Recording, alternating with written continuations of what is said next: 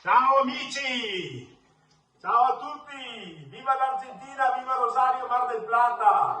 Sono con degli amici qui del folklore trevigiano, amici storici, e vogliamo farvi un omaggio, visto che a Rosario è partito anche il corso di canto veneto e è un incentivo anche per il Mar del Plata, e quindi un regalo a tutti voi con due canzoni tipiche della nostra terra, una in particolare proprio conosciutissima, veneta e trevigiana.